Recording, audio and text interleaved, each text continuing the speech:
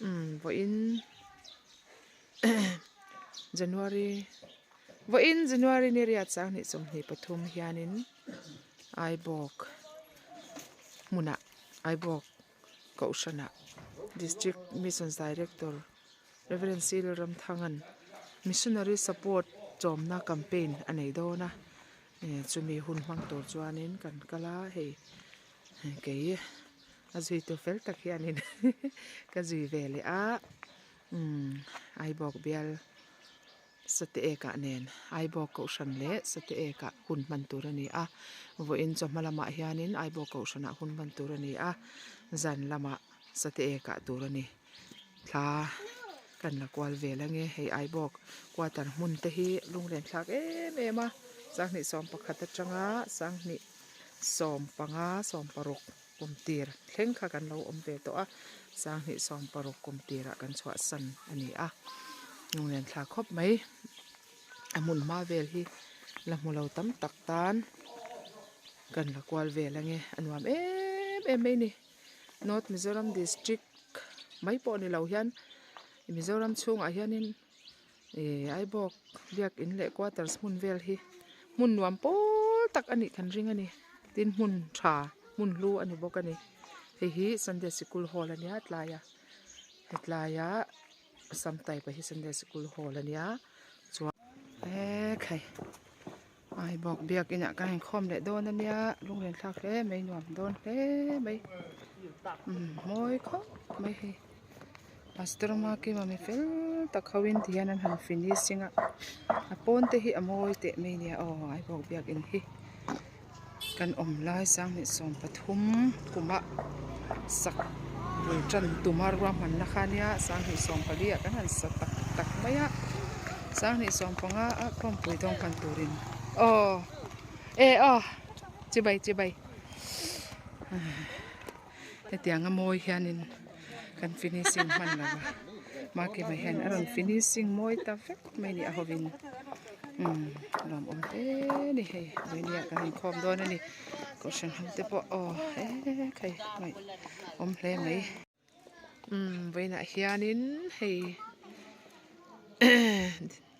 January ni riat sang ni le som ni pathuma aibok biakina district mission director in missionary chomna support campaign rongbol na aneya kanin khom bang to a kan hlotling khop mai pathianin malmin soma aibok ko shan hi sangkha zakwa somret pali atanga loading to ani a biakin hi voi thum vel voi li vel ani a hi a voi li na ni tong a chutiang chuan an lo biakin an sak that voi li na ani to ni he biakin hi hei amoi te mai nia hei hi kan va om lai ke ni Reverend Cyril Ramthanga sang ni som pakhata he biala kan lu khanin biak in lui jok ka kanin khoma an biak in lui kha concrete thawani a maro chu loading rei to dewa hei hi sang ni som pathuma khanin biak in hi sak that ni se ti kha kan han rel puya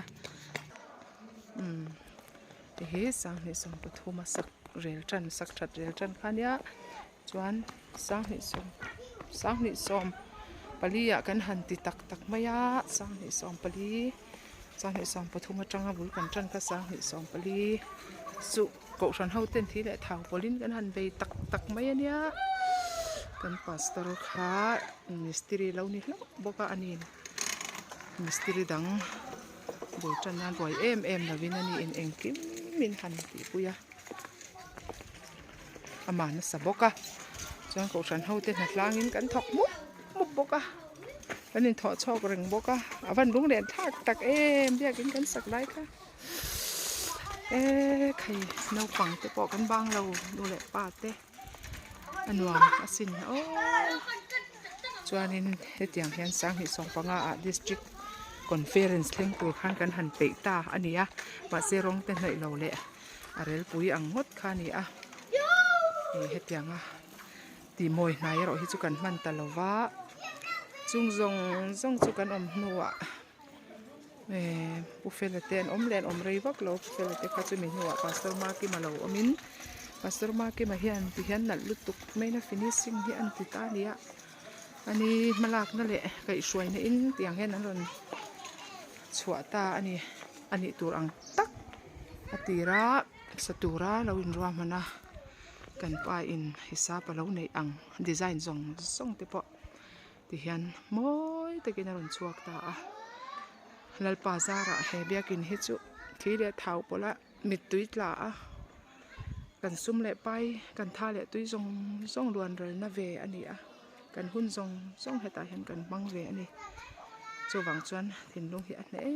em a kan mit tui hi atla deuh reng mai ani tuna chuan lawm awangin mit tui kata mana chuan kan ha thina ri ru ha in ma se tuna chuan lawm awangin mit tui kata kan lawm ne mai he ya kun chung te hi he moi em ma te Mr. Marky man moi te kinan design chua ka moi te mai ni o ceiling te hi an la em ani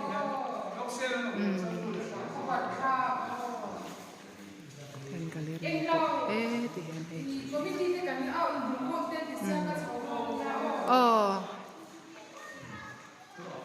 ti hian he gallery po na khop mai thut thleng po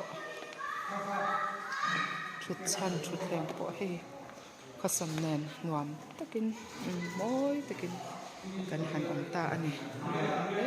mai pa mal som na ro pui tak mai ai bo ko san ho ti hian kan dong ani alom om hle ani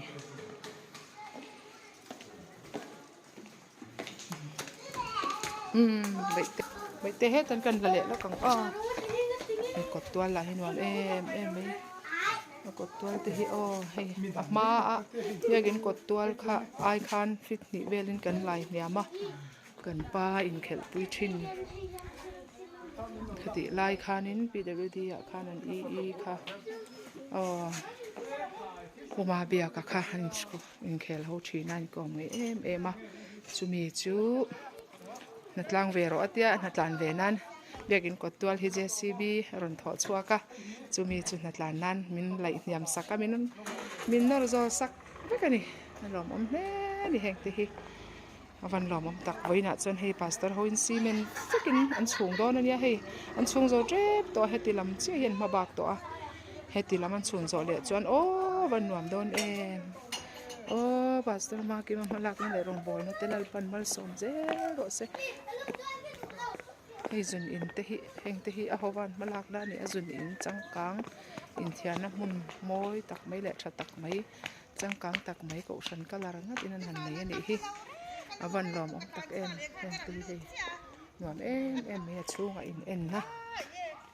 da thalang da thap ka so tu na boi te point en me kani kut sil na chenin an da khoi mi panau pang hau khoi mo ka zai papa mo ale nau pang hau po mu no me tu na director hian 1 2 3 salutuk cái chú cái post về lâu mấy anh say mấy hết thính cùng môi lu tục mấy hay hết thính cùng môi chi hi nên là lẽ lo người thằng làm mạ lẽ thì chắc làm mạ hay là ôm á hay cần hun lai cần lì khan ya cặp hay cái má từ này về liao bên này bia kinh qua là tan choán bạc hạt son một thani nền cái nên tụm xe má hỏi tiền mi cần lấy về ngắt từ này mình tấu tắc khan hi chuan hei biak in sir ve fit som pahnih te hi kan pa in an ruam man ania fit som pahnih ve in thlang lam nen ti hian in khompui ni khwa a thut theina tura ta na te ruam man na an siam ani a tangkai khop mai hi pandal zar mai thein mi eng mo tok leng turin siam hei pangpar ten lo da amoi te mai hei van lom om ve biakin nung hit kan la ram te ang biakin ram hi te hi hei thing mun tun ma tanga kan ko san upa ten thing te hi an lo zo a kan upa ten fakom ma he ai bo ko san upa te hi biakin mun te an lo nghe ni an lo en kol tha a biak in mun la lu boka thing te hi kit lovin an lo zo a ti hianin ango khup mai nuam em mai thin ani e biak in hnunga tuizem hi kan hun laia kan pa ho ka tuizem hi an siam bok ani a ko shan ho te tui ai bok te kan har sa thina kan har sat lo nan ko shan in to del na turin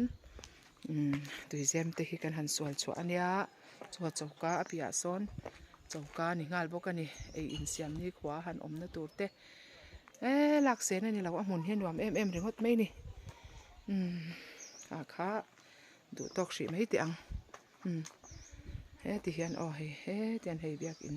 malamani tak so lam so helam hi biak in hnung lam ani a biak in hnung lam kan kal huwa lam he ti hian thlang lama kan han kal huwa langa he ti hian biak in hnung lam poite cây dùn dê hei ti hian biak in hnung hi aram hi la thae me mun zau tak ki lo mani thing ngo khup maya biak in kan saklai khanin thing hi enge mo to khi sum tuak nan kan sar to zoka kyang buk lian pui hote kan kita ho san sum tuak nan thing kha kan sar teu to zo ka ni biak in sakna tura sum tuak nan khan chu tiang chu ni a thing semim te nia thing semim ra te kan ei thina ni he khai hei helam hi varan balcony thlang lam ani le ta a he khai van nuam em biak in rong la moi to bok si chuwang chuanin en thamani ai bok biak in mun le ramvel hi anuam em mai ni chu nalpa mal som na biak in mun thape pol hi ani kan ring ani top mai na atlang mual anuam bok si a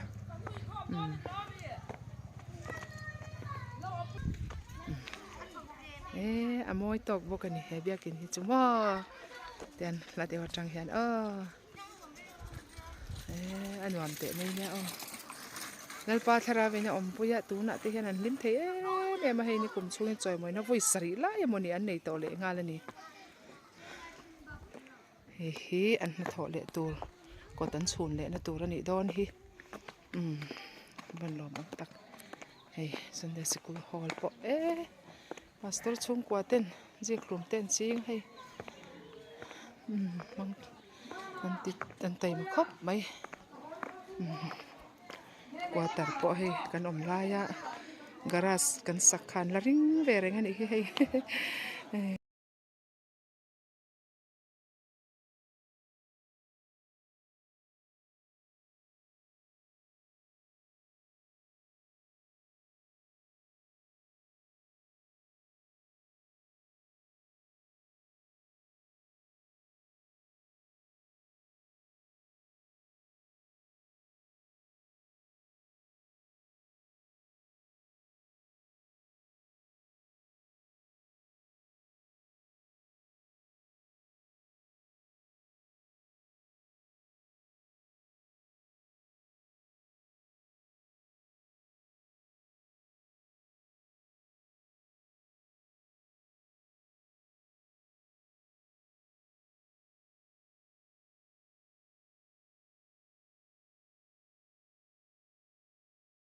ai bok kwa tar mun te hi lung len thak ma sang ni som pakhat atanga sang ni som panga som paruk kumtir thleng kha kan lo om ve to a sang ni som paruk kumtira kan chwa san ani a lung len thak khop mai amun ma vel hi la mulo tam tak tan kan la kwal ve la nge anuam mai ni North Mizoram district mai po ni lo hian Mizoram chung a hianin ai bok biak in le quarters mun vel hi mun nuam pol tak ani kan ring ani tin mun tha mun lu ani bok ani hi Sunday school hall ania tlaya samtai pa hi Sunday school hall ania chuan hi quarter ania quarter ro hi chu concrete takin ala ni ve che lawa RCC lani ve lawa some type a foundation hi aban vel hi RCC ni maya some type ala ni a hi tun lifestyle ala sak that che chu ni lawa ma se anuam mani an hnuai hi guest room an siam bawk ani nuam em mai ani an lo ti fai tha box sia tuna hianin tuna bel tu mek hi pastor PC le ro kima ani mi fel tak mai tharau mi em le ka thiam na lama po chuan om box si fing si fel si zaidam si kan ti ani he quarter no hi a hun chungin an han guest room tur an han siama guest room po hi anuam khop mai guest room nuam tak mai an han nei ani ti hianin hei kan en chin shim ang a chung an han ti vel dan te hi engtin nge hi bathroom ania chuanin hei chei do kan te po oma thuthleng te po anda ve kani hi kilam khi bedroom mi khol na tur ani ta ni chuan hei in en na tur almera dar thalang thom no khai thom na da na tur po om feka khai van tha em khai bathroom te po European type feka ni khai van lom om ve filter om boka anwam te mai tu to kila yanin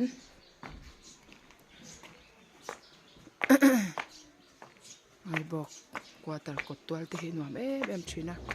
kan om lai khanin heng get te hi kan pain ama ina han siam te kania han chung te khi han chung han siam te kani khing te khi bei ve na sa thei khop ani ei kong te hi nuam khop mai kan om lai khanin kong himin ron siam sak mana hian hei biak in ti hian atlang phei zui hal meya he kong hian biak in awa chuak biak in kot chua awani ngala he kong hi lom khop mai quarter po he kan om laya garas kan sakhan la ring ve reng ani hi hei garas khan la mang motor ina ani han motor pani an nei ta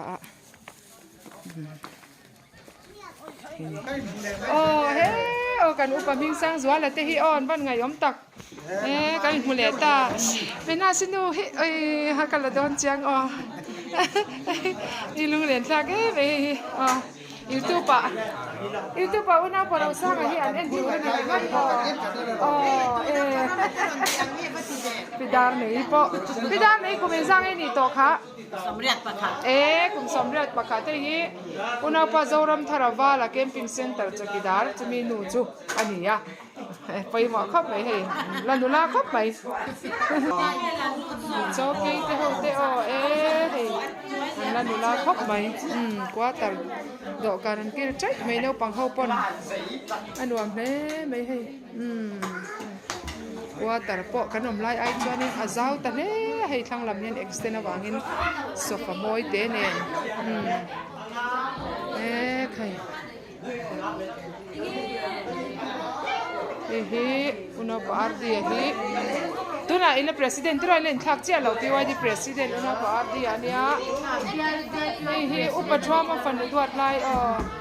na ni du sakinya amel thare me ne du saki hi na pala sam liana no me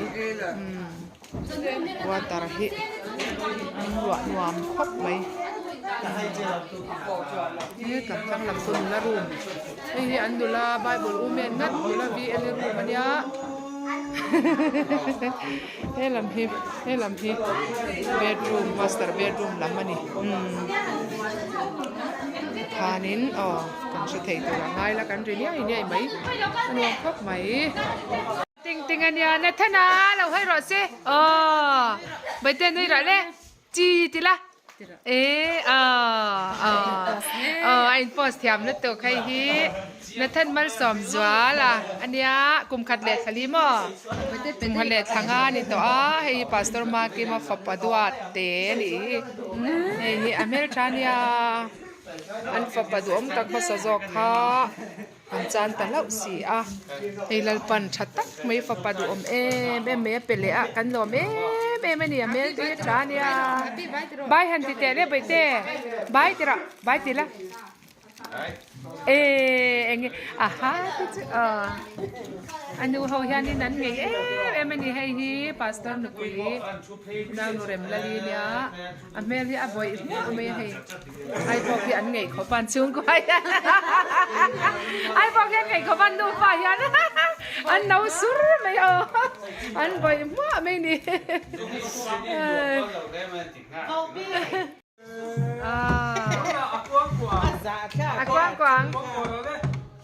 quang rồi đấy vậy thế trong trai rồi xe ơi thì lẽ từ tỏ lâu là chỉ là tỷ lái cán cắn làm ăn lâu á vậy pui trong trai rồi apa hoa tí sửa